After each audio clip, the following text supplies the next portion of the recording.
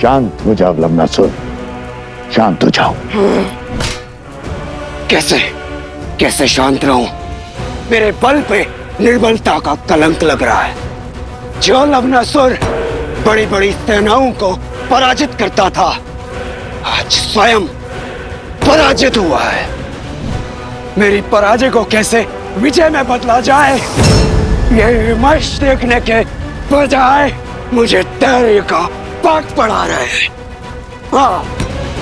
क्रोध बुद्धि के साथ साथ अस्तित्व को भी खा जाता है, लक्ष्य से भटका देता है। अपनी पराजय को विजय की पहली सीढ़ी बनाओ। ज्ञात था मुझे कि तुम पराजित होंगे, किंतु ये नहीं पता था कि सीता अपने संतानों पर मंडराता हुआ संकट देखते हुए भी आश्रम की सीमा नहीं लांघेगी। किंतु निराश होने की कोई आवश्यकता नहीं है। योजना तो परिस्थिति के साथ बदल जाती है, स्थिर रहता है तो केवल लक्ष्य।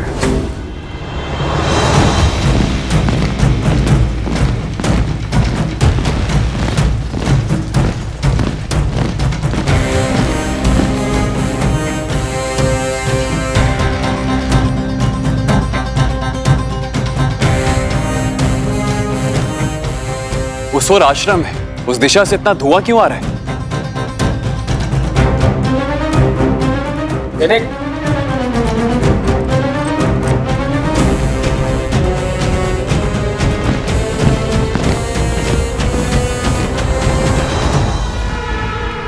साम, दाम, दंड, तेज, चाहे जो अपनाना पड़े हम अपनाएंगे, किंतु राम राज्य कभी स्थापित नहीं होने देंगे हम। यदि अयोध्या आदर्श राज्य बना तो ना तुम बचोगे, ना मैं, और ना ही राक्षस कुल। किसी भी भांति हमें राम और सीता का यह प्रण तोड़ना होगा, तार तार करना होगा उनका वचन, उनका उद्देश्य धूल में मिलाना होगा। सीता की अपने संतानों को अच्छे संस्कार देने की सौगंध हमें तोड़नी होगी। यदि राम और सीता नहीं बिखरे तो असुर साम्राज्य बिखर जाएगा।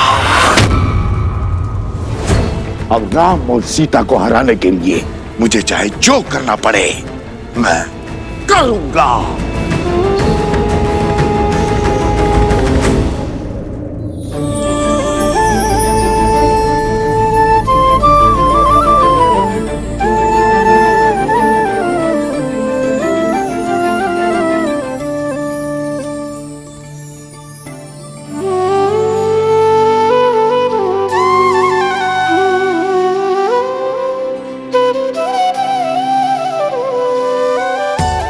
श्री राम, जैसे ये बाल घुटी के अलग अलग घातक एक साथ मिलकर बच्चे को शक्ति और विकास प्रदान करती है, वैसे ही आपके बच्चे लव और कुश दोनों एक होकर राम राज्य का भविष्य, धर्म का आधार और न्याय की नींव बनेंगे।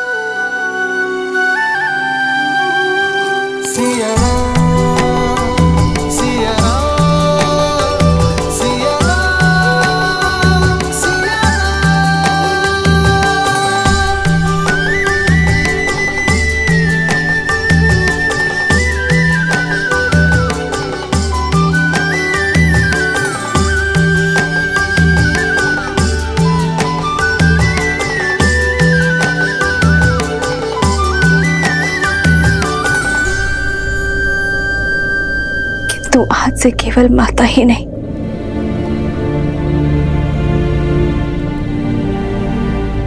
पिता का भी कर्तव्य निभाना होगा। अरे,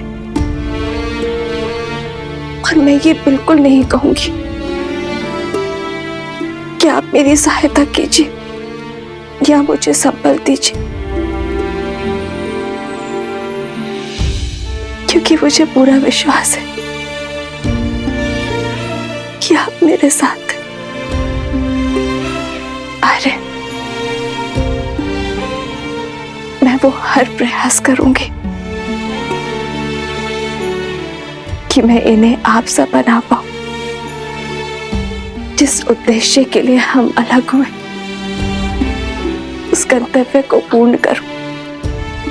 कितनी अभागी होना मैं हारे कि इन्हें इनके पराक्रमी पिता का आपका परिचय भी नहीं दे पाओगे।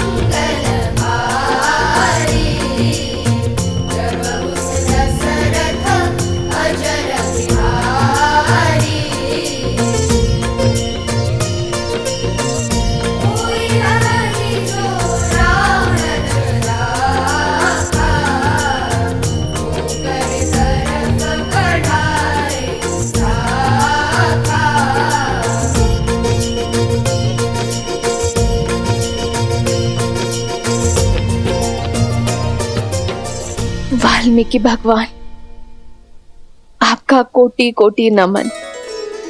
आपने मेरी दुविधा हर ली और साथ ही मुझे दिशा भी दिखाई। श्री राम नहीं तो राम कथा से उनका परिचय करवाऊंगी, उन्हें अपने पिता सा समान सामर्थ्यवान बनाऊंगी। आश्रम की ओर सावधानी से चलिए। जो धुआं दिखा था अवश्य किसी संकट का चिन्ह है। यदि कोई भी राक्षस या घातक जीव दिखे तो उससे हमें आश्रम की सुरक्षा करनी होगी। जी महाराज।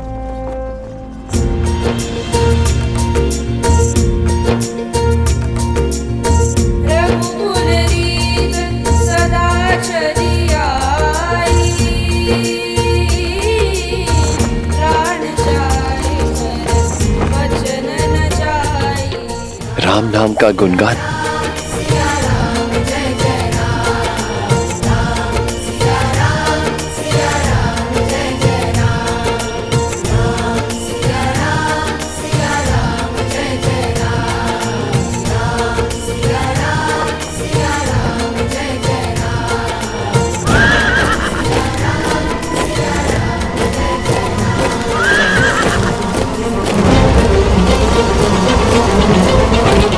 लगता है अवश्य आक्रमण होने वाला है। चुपचाप बिना किसी ध्वनि के अलग अलग दिशाओं में छुप जाओ। अचानक से ये गायन क्यों रुक गया? छोटी छोटी टुकड़ियां अलग अलग दिशा में जाकर आश्रम की रक्षा के लिए तैयार रहो। ऐसी जगह देखना जो आश्रम के निकट हो और आश्रम को चारों ओर से सुरक्षित कर सके। मेरे संकेत की प्रतीक्षा करना।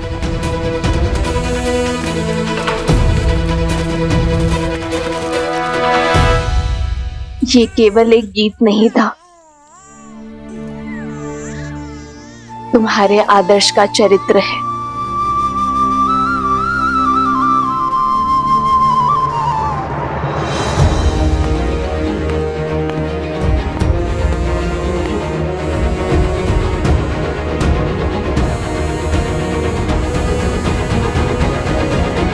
लगता है आक्रमण किया गया है।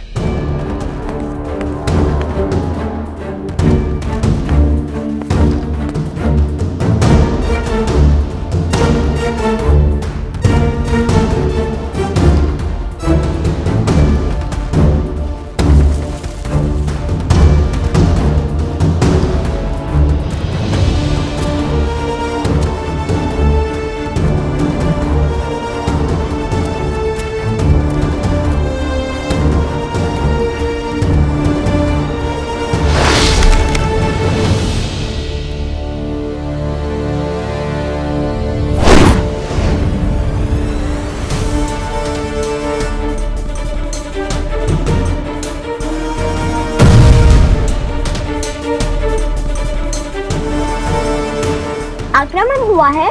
अवश्य कोई मायावी आया है जो आश्रम पर आक्रमण कर वन देवी को लेने आया है। आप सब घबराइए मत, मैं तो यहाँ आपके गाने के बोल सुनकर आया हूँ। भागो! असुर है, भागो, मायावी आया है।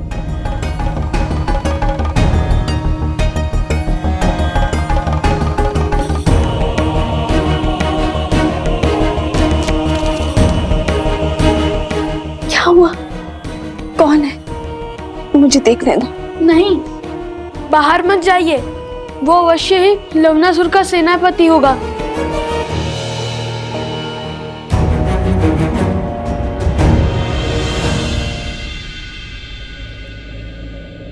जिसके मुख पर श्री राम के नाम का गुणगान हो, उससे किसी से भयभीत होने की कोई आवश्यकता नहीं है।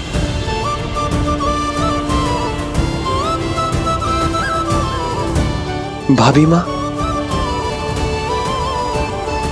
कौन है आप भद्र? आश्रम में शस्त्र के साथ प्रवेश करने का कारण? मुझे लगा कोई दुष्ट ने आप पर आक्रमण किया है ऋषिवर।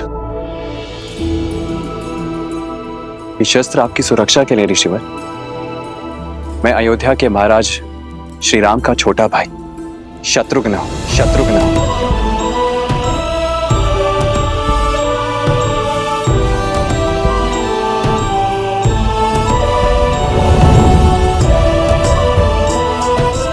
शत्रुघ्न भैया,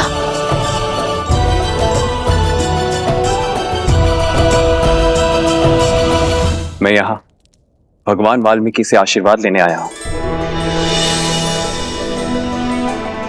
महाराज श्री राम की आज्ञा से लवणासुर का अंत करने निकला हूं।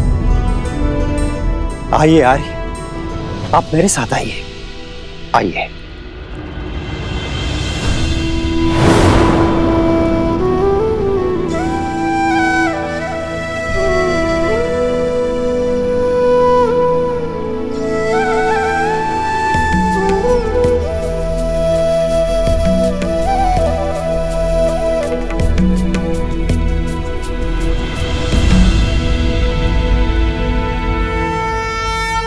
धन्यवाद जो आपने रघुकुल के लिए किया है,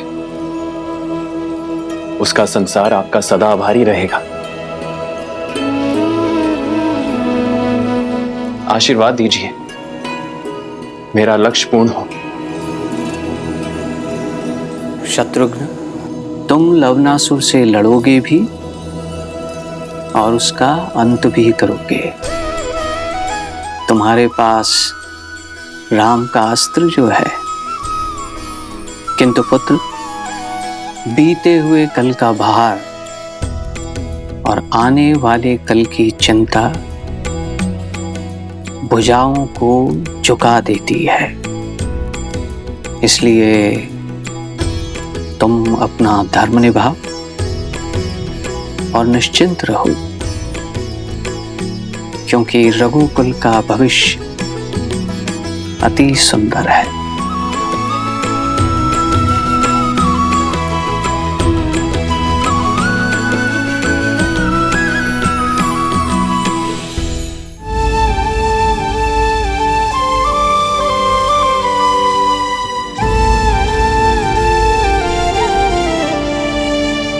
ये कैसी विडंबना है। तुम्हारे चाचा श्री तुमसे मिलने आए हैं और मैं उनके समीप भी नहीं जा सकती।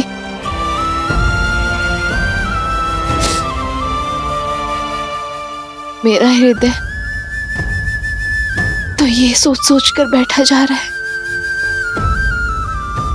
कि मैं कैसे रघुवंश के भविष्य को एक रघुवंश के आशीर्वाद से दूर रखूं।